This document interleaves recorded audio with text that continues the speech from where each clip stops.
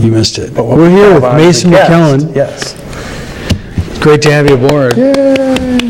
Thank you I very want much. to talk. Can you talk a little bit about what you do?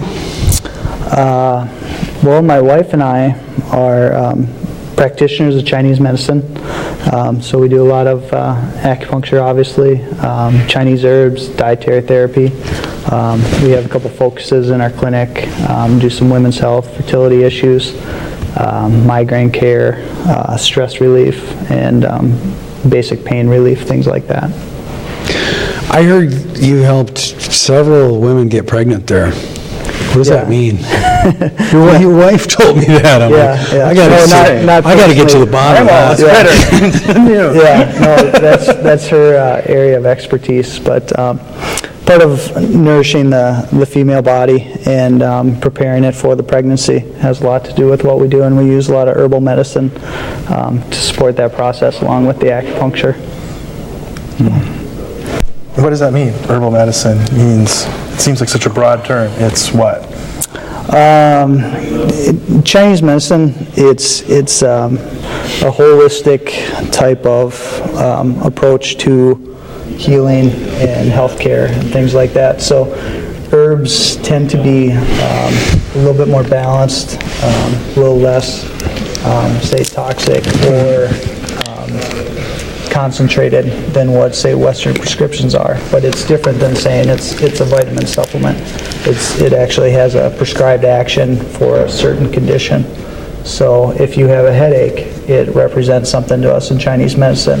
Then we prescribe herbals, say, based on exactly what you have going on. We can't just give everybody aspirin in Chinese medicine because there's different reasons for a headache. There might be a headache for someone that's a real intense individual. Your type A type of boss, very, very, very hardcore individual, has headaches, has red eyes, where you might have someone who's a postpartum woman who just went through a pregnancy who is very depleted, and they both have headaches, say, but they suffer for different reasons under Chinese medicine. So you don't just give them both the same formula. They have different patterns going on. So. And how do you know that? I mean, if I'm a type A boss, but I think of myself as just the most pristine, easygoing individual, do you interview me? Do you? Yep, we interview, we do a thorough intake based on Western medicine and a lot of Chinese medicine questions, whether, say, you're hot, you're cold, how do you sleep, do you have night sweats, do you sweat during the daytime, a lot of interrogation, and then depending on what you tell us, we're able to kind of, how would you say, translate that in a Chinese medicine diagnosis. And then we use the tongue, and then we feel for what the pulse feels like. And then we can come up with something that is based on Chinese medicine. And why you have that. Why that versus here or anywhere else? The tongue is a manifestation of your internal conditions. Oh, really? So if you look at the tip of the tongue, is more for like the heart and the upper part of the body, where the back of the tongue usually is more like what we would associate with the digestive system, and like the lower dantian. I don't know if you talk about your qigong on here and stuff. Sure. So a lot of the deep breathing and stuff like that. So we use a lot of metaphorical terms, but there's a lot of crossover and overlap. Do you teach meditation there as well for people? No. Just some simple breathing exercises, no different than basic yoga, but that's not really our focus in the clinic. You can find people that do that, but that's not what we do. Right. It's not really in our competency. So. Right. So what are some of the variety of things you've treated so What people can understand if they have we see a lot of migraine cases. We see a lot of menstrual issues. People that don't menstruate on a regular basis or have extreme pain, endometriosis, people that aren't able to get pregnant over the course of 3, 6, 9, 10 months or whatever, they might come see us.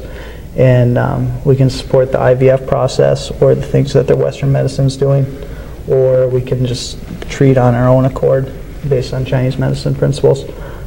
We see a lot of pain, tendinitises, back pain, neck pain, things of that nature. That's what you do the acupuncture for?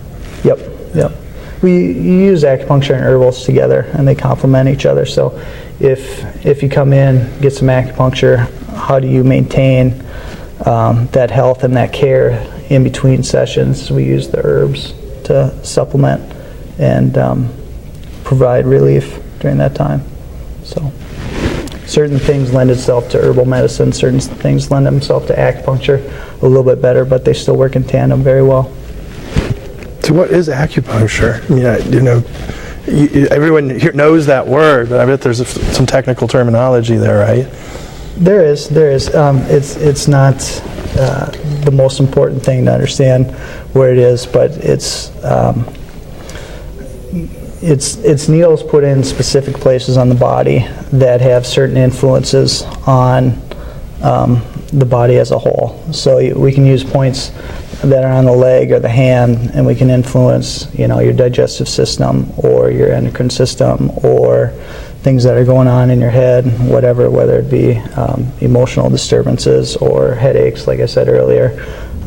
You can treat distally, neck pain, back pain, using points outside of the local areas that are actually painful. So, and there's many physiological reasons for the results. You have the endorphin effect. You got your endocrine system and your hormones working. You got the sympathetic response or the parasympathetic response. Just many things go on once you put the needle into the skin. But from Chinese medicine, we just talk about qi and blood and try to basically take imbalances and then balance them back out, and then the body will kind of heal itself. So we just kind of try to catalyze that healing response using the acupuncture.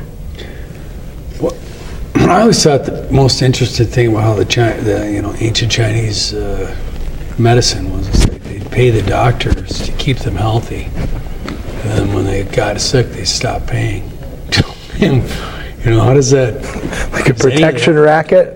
Well, it kind of makes sense. It does, yeah, absolutely. No, it's a good investment. I think that's a valid thing. It's something that, our healthcare model might want to take a look at. If you look at healthcare dollars, 5% or something to that effect is spent on preventative medicine, where 95% is spent on sick care. So what we try to do is to keep the person well on a somewhat ongoing basis, and that's through the use of the acupuncture, the herbs, the time that we spend with the patient in educating them on how to live a little bit better lifestyle and what adjustments they can make to improve their health, and kind of give them a cause and effect reason on why they're getting sick or what's causing the headache, or take a look at this, how's your diet, things of that nature. So what about you brought up some Taoist stuff, and it's very esoteric for a lot of people that haven't studied that at all. How big of a part is that in your practice? I'm just, for myself, I'm interested. We don't make that relevant at all. You don't do energy work. You're like concrete. We're a pretty straightforward clinic. Yeah. As far as that goes, so it's very similar to Western care. I mean, we're a small clinic. We have 3 treatment rooms, but we don't. How would you say? We're not. Sandra and I, my wife, we're both raised Catholic, and we don't try to impart any spirituality or any Buddhists. And some people have some leeriness with that when they think of Chinese medicine, that has some spiritual aspect to it, and even the energy work is just energy work. I think a lot of people misconstrue that and attach that. People have different interpretations, but if you go down to Uptown or St. Paul, or you travel somewhere, they like to combine them in their marketing message. You see lots of tarot readings and spirit this, spirit that right next to their massage place, or certain things I think can get misconstrued. Which is actually probably keeping it from being successfully assimilated. Yeah. It keeps it from being mainstream, because 30 years ago, chiropractic care was pretty out there. Yeah. People didn't believe it and thought all the chiros were quacks.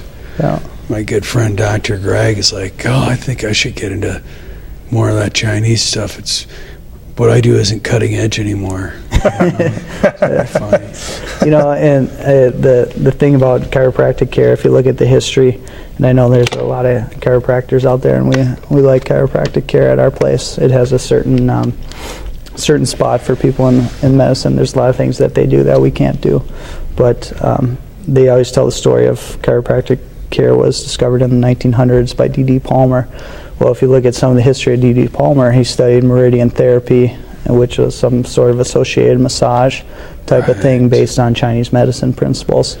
So with chiropractic care being so big, especially in Minnesota with the school, it's kind of amusing to see. Chinese medicine isn't getting credit for it. To a certain extent, no. No. So how old are some of the practices that you use at your clinic? How many thousands of years have people been doing this? Yeah, the body work, you can go back to the Greeks, you can go back to ancient China, I think some of the most relevant records might be 3,000 years old or something like that. Some basic diagrams, I think, on body work, and maybe there might be some slight herbalism, and even the shamanism and things like that was part of the medicine back then. And a lot of the formulas that we use are based off of formulas that have been used for, hundreds and hundreds of years, the 1200s, the years like 600 AD and on are still formulas that we use that are relevant today. So, I mean, it's one of those things where,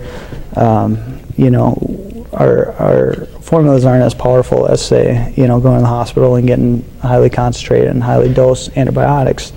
But if you look at how antibiotic resistance has become a problem in recent years, one of the issues is that it's a single line offense against the pathogen, where if you use the herbal formula, there's multiple constituents and active chemical ingredients that are well balanced within this formula. This formula might have 12 herbs, and then each herb might have dozens upon dozens active components that work against the pathogen. So you'll see that they don't suffer the same issues that, say, modern antibiotics may.